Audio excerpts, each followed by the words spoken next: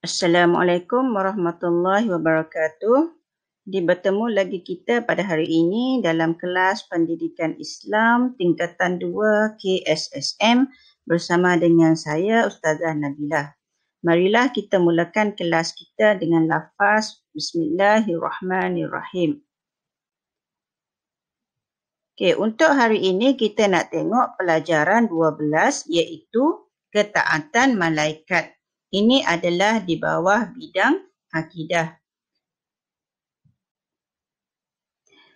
Jadi yang pertama kita nak tengok apakah pengertian beriman kepada malaikat. Apa yang dimaksudkan beriman kepada malaikat? Seperti yang kita ketahui, beriman kepada malaikat adalah salah satu daripada rukun iman. Apa yang dimaksudkan dengan beriman kepada malaikat ialah kita yakin bahawa malaikat merupakan makhluk Allah yang dijadikan daripada cahaya. Okay, yakin bahawa malaikat merupakan makhluk Allah Subhanahu Wa Taala yang dijadikan daripada cahaya. Mereka sentiasa mentaati Allah Subhanahu Wa Taala dan tidak pernah melanggar larangannya. Apa-apa sahaja perintah Allah mereka sentiasa taat. Dan apa-apa saja yang Allah larang mereka tidak pernah ingkar. Itu adalah maksud beriman kepada malaikat. Kita yakin semua itu. Okey, dalil nakli berkaitan dengan kewajipan beriman kepada malaikat.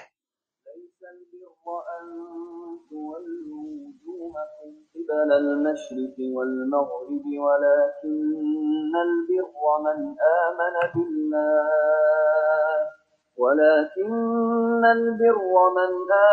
بالله واليوم الآخر والملائكة والكتاب والنبيين Al-ayat. Ini adalah surah Al-Baqarah ayat 177 di mana maksudnya, bukankah perkara kebajikan itu hanya kamu menghadapkan muka ke pihak timur dan barat? Bukan hanya kita pandang timur barat sahaja, tetapi kebajikan itu berimannya seseorang kepada Allah, hari akhirat, malaikat, kitab dan seterusnya. Okay, jadi di sini menunjukkan bahawa wajibnya kita beriman kepada malaikat. Sabda Rasulullah SAW diriwayatkan oleh Umar bin Al-Khattab radhiyallahu anhu ketika baginda Rasulullah SAW ditanya oleh malaikat Jibril alaihi salam tentang iman. Maka Nabi Muhammad SAW bersabda, maksudnya, hendaklah kamu beriman kepada Allah, malaikat, kitab, para rasul dan hari akhirat, dan beriman dengan ketentuan Allah yang baik dan yang buruk. Ya, ini adalah sabda Rasulullah, hadis. Okay, jadi kita nak tengok nama dan tugas malaikat. Seperti yang kita ketahui, ada 10 malaikat yang wajib kita tahu nama dan juga tugasnya.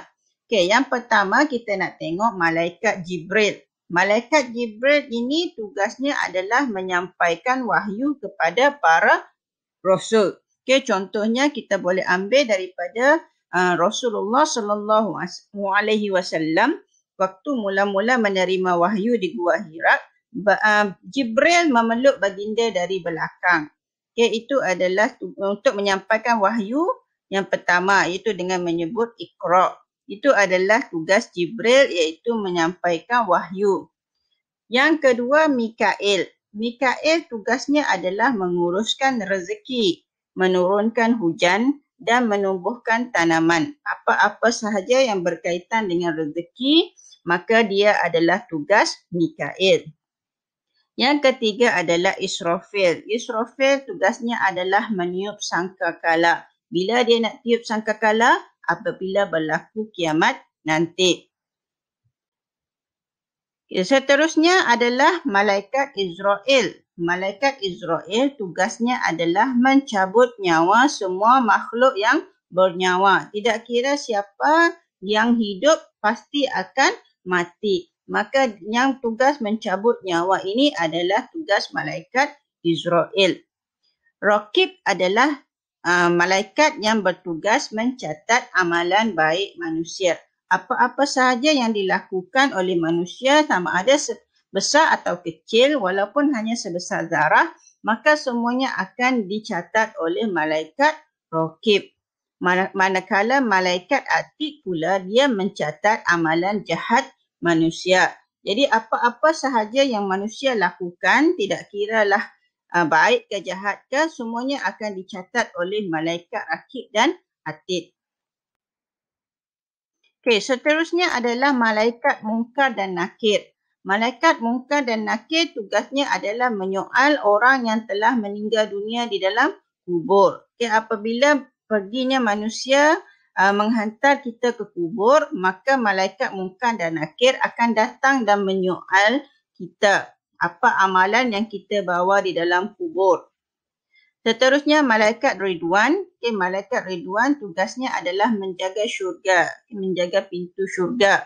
Dan yang terakhir yang mesti kita tahu adalah malaikat Malik, iaitu malaikat Malik tugasnya adalah menjaga neraka. Okay, sesuai dengan firman Allah Subhanahu Wa Taala surah At-Tahrim ayat 6. Maksudnya, wahai orang yang beriman, peliharalah diri kamu dan keluarga kamu daripada api neraka yang bahan bakarnya manusia dan batu.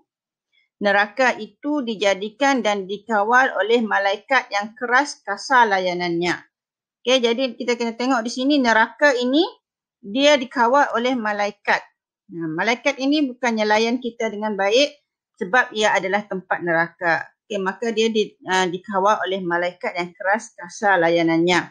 Mereka tidak menderhaka kepada Allah Subhanahu Wa Taala dalam segala yang diperintah kepadanya. Mereka pula tetap melakukan segala yang diperintahkan. Okey. Sekarang kita nak tengok tugas lain malaikat. Okay, selain daripada tugas khusus tadi yang kita dah belajar sebanyak 10 malaikat, ada juga tugas lain yang dilakukan oleh malaikat. Itu yang pertama, menanggung arash. Okay, malaikat ini dia bertanggungjawab menanggung arash. Arash ini adalah seperti singgasana Allah.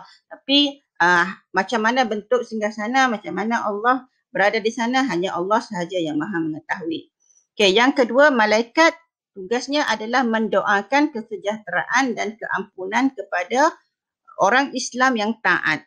Siapa-siapa orang Islam yang taat pada perintah Allah, malaikat sentiasa mendoakan kesejahteraan buatnya dan keampunan. Yang ketiga, bertasbih kepada Allah Subhanahu Wa Taala. Tugas malaikat hanyalah bertasbih kepada Allah Subhanahu Wa Taala setiap masa.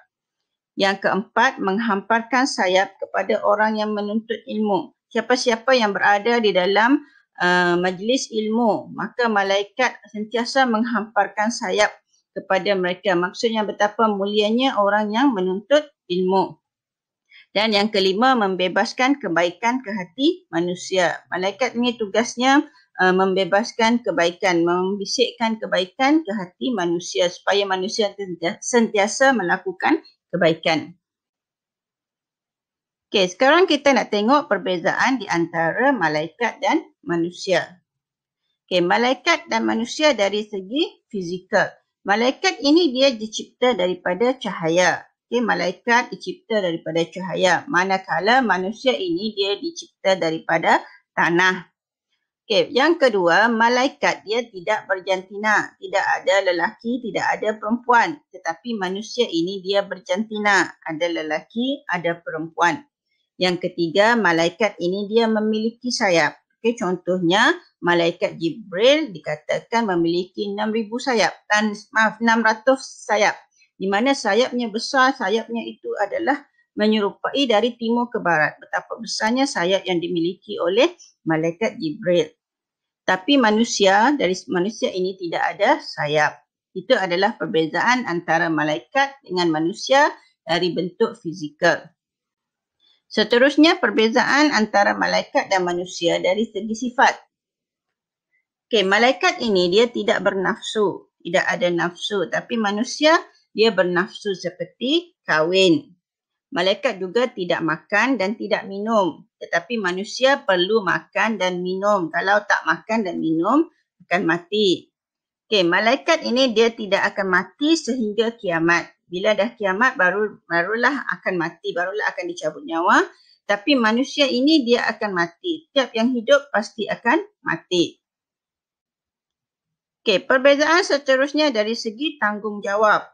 Malaikat ini sentiasa taat. Apa-apa sahaja perintah Allah taat. Apa yang Allah larang taat. Tetapi manusia ada yang taat, ada yang ingkar dengan perintah Allah.